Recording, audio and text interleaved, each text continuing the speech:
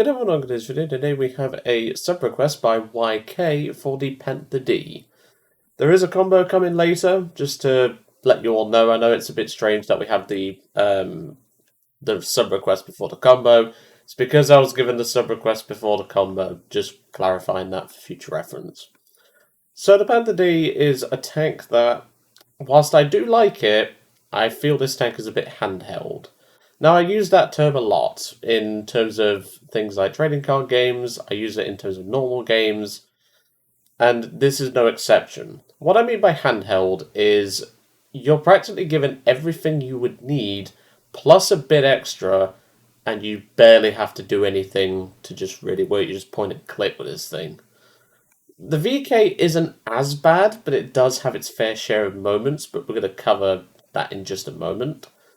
This is definitely a tank that I do not play much, and there's a good few reasons for that, mostly because German teams suck, but anyway. Let's get into what the handheld is. So, the tank itself, obviously the VK is faster than this thing, but the tank itself is pretty mobile. Has pretty good top speed with 650 horsepower, propelling this 40 or nearly 45 ton tank to a total top speed of 34 miles per hour. It's pretty fast. Now, the reverse rate, of course, is going to let us down, but that's not part of the handhelding. The handhelding comes when you look at the turret.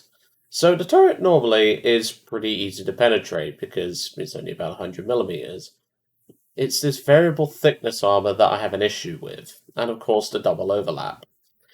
The problem is Gaijin's volumetric system at the moment, for some reason, if you hit just here on the optics sometimes, can be very 50-50, and it really does make these tanks handheld. Now, if you're playing something like a Tiger, you've actually got to know to angle your front armour. I've brought the Tiger along just because Tiger, why not? But the Tiger, you actually have to know to angle your front plate, because at the end of the day, if you drive like this, front on, you are going to get penned by 99% of guns that you could run into. The turret's a little bit tougher, but generally speaking, the hull is paper, generally speaking. It's not paper front on, like there are some guns that won't penetrate this, but there's a few and far between. But the key to the Tiger is angling. But with the Panther, you don't have to do that, and you have the stupid turret with the volumetric, as I said. As a result, I don't really play Panthers all that much anymore, because they're just not as... It feels like I have to do less, if that makes sense. And I know that sounds stupid. Why would I want a tank that makes me do less? But if you've played for a long time like me, you'll know what I mean, basically. Now, of course, I've brought along the VK since it's basically a Panther D with a little less armour. Front plate's a little bit different, the turret front's a little bit different, and the overlap, as you can tell by the mantler, isn't as bad. But even this still has the optics issue if you're going for the shot on this tank, and for me, that's just not ideal. But to be fair, most of the time Panthers give me their side anyway, so it's not as much of an issue, but still, we're going to have to hope that the volumetric works in our favour for this one. So of course, bringing a lineup because we don't have another vehicle to bring along with us, because YK only asked for the Panther D. Nothing else. So I'm bringing a few other vehicles like the Panzer 470, which I adore. I love this thing. And the VK, because if we died 2 times in the Panther, we've at least got a Panther-ish to bring along. Alright, let's get going and let's get cracking. Like I said, this is a tank that, whilst I think it's a very good tank, I'm not denying that. I wouldn't say the Panther's a bad tank ever, because it's not.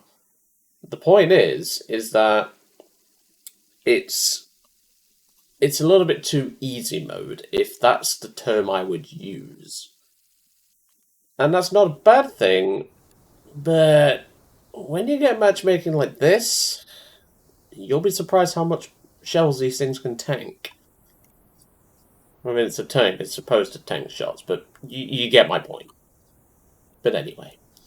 So this is 6-3. This isn't going to be easy, by any stretch of the imagination.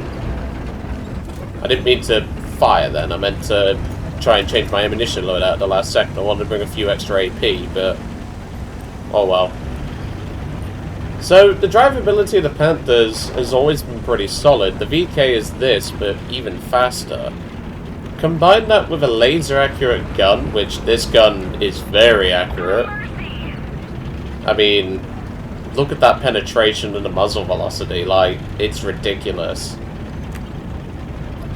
It's kind of insane when you think about it, because you've got to remember, these tanks are basically what happens when, well, the numbers just aren't there for a certain someone in World War II, and they think bigger is better. Which turned out to not be the case, but you get my point. BTR ZD. I think he's on the B cap. I'm going to ready a HE for that. Apologies for the FPS stutters, by the way, if you're noticing them. That is on Gaijin's end.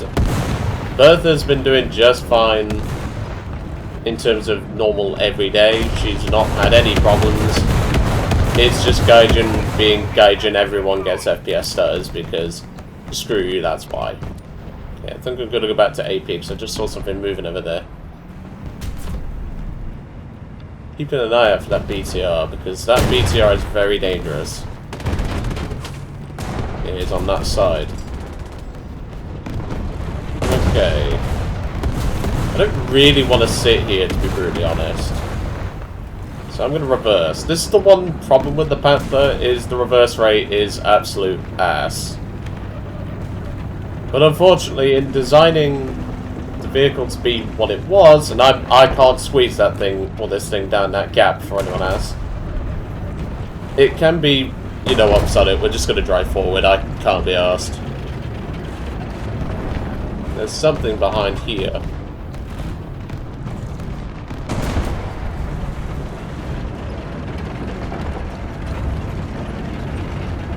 There's a Ratel 90 somewhere around here.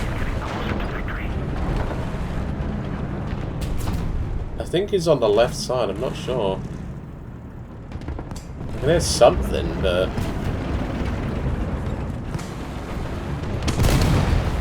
Whoa, whoa, whoa, whoa, whoa, whoa. Attention to the map. Oh, the Ratel's there, okay.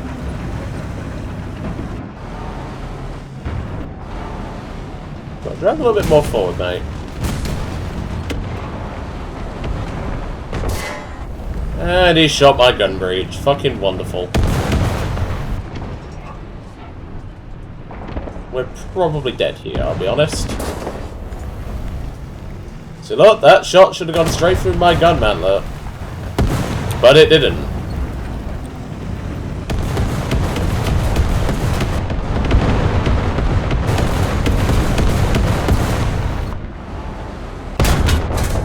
Oh, wow. Wow. Okay. Now you're seeing the problem, aren't you? My front armour can take those two. But it can't take those two. And look how fast the team is dying already. We're 4 minutes into the match. We've already lost 3 players. And a lot of my team's died already. And we've already lost our forward position. Can you see the problem now with German teams? And even with the Mantler, that heat round just negates our armor, which, to be fair, it should. But this is why I don't play German tanks anymore. Whoa! It's PT. Got him. And there's a... is that... yeah, that's a jumbo. Oh yeah, just drive side onto the fucking jumbo. Fuck's sake. I'm gonna smoke up and move. I don't normally do this, but, well, I kinda have to move. I'm not sitting in the middle waiting to get cast. Speaking of that, here comes Cass.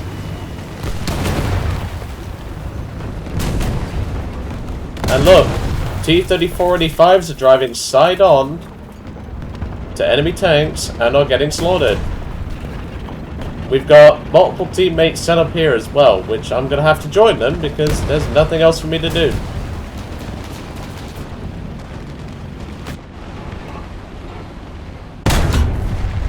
Got him.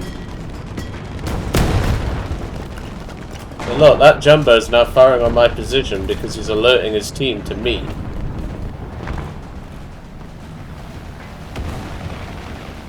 Okay, I think we're okay for the moment, but... well, that ain't gonna last, I'll tell you that much. But obviously we've got that Jumbo to worry about, and there's a tank pushing up front as well. T-34-57, I'm gonna wait till a clear shot. Got him. Oh, no, that's friendly. See, look, they just drive out, not giving a shit. They don't care. We'll have to move this chassis here in one moment. Well, it's P63. Okay, so I'm going to use the tow rope here, which is a handy little function, that's for sure. I'm going to get cast to death in a moment. That I will tell you. Yeah, you ain't doing shit to the front of this thing, mate. But I need to try and kill, or at least disable this guy, because...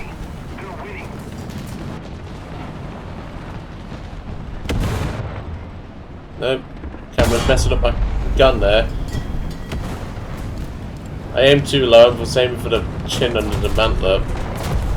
I'm gonna have to move though, because I can't sit here. The team is dead, so I'm not even gonna bother pushing the front. So I'm just gonna go for it and risk it. He's already shot, so I'm gonna risk it. Right, I think we're okay. Out the way, you fucking retard. Honestly. That's another thing you have to deal with. Moronic teammates randomly shooting you for no particular reason. They'll just shoot you because they don't care.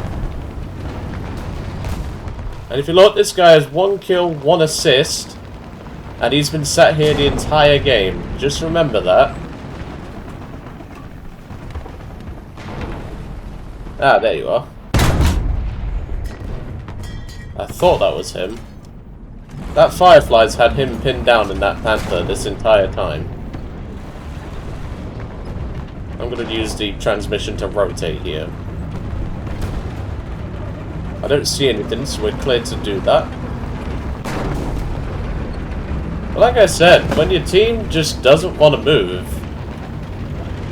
not a lot you can really do. And it's quite unfortunate, because like I said, these are good tanks. Not denying that. Because I won't deny that. These are solid tanks. The problem really comes when your team just doesn't want to do anything.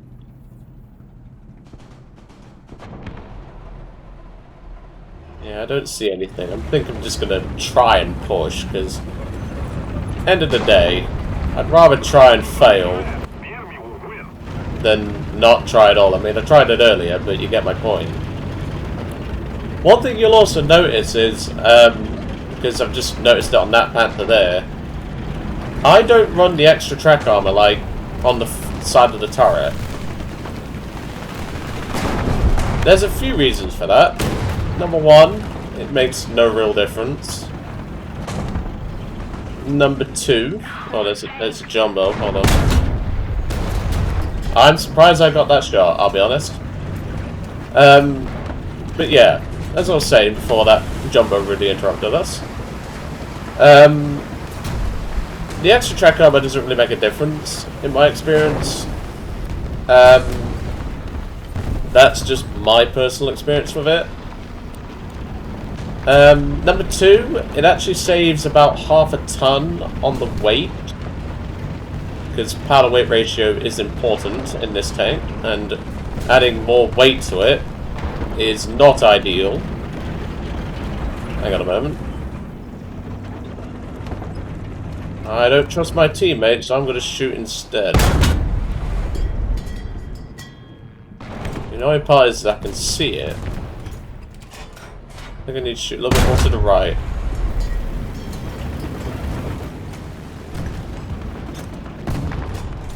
I can hear something Russian, but it doesn't matter. Oh, fuck it, that's an IS. Okay, well, we've done what we can. Team's dead. This is what happens. Welcome to the world of German tanks at 6-3. Hope you enjoy the suffering. Like I said, I have no problem with the tanks, apart from the fact that this one's a little bit handheld, but when you get a team like that, and that map is horrible for German teams, by the way, they will gladly sit up there. I've had cases where 3/4 of the team on that map will just sit there. And when you get overwhelmed by a light vehicle with heat and T-34s with great mobility, there's nothing you can really do. And that is just what happens with these sorts of teams. Like I said, I have no problem with the capabilities of both the gun and the overall capability of this vehicle and everything.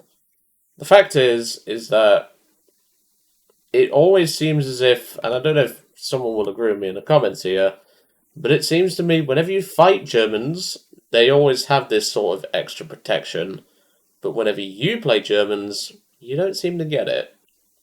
But that's just my experience anyway. But anyway, I'm going to leave you all for that to discuss in the comments. Hope you enjoyed seeing the Panther D in a bit of action, and of course we did get a daily done, which is always nice. And, well, yeah, I think this lineup's going to be rotting, that's for sure. I'll see you all on the next one.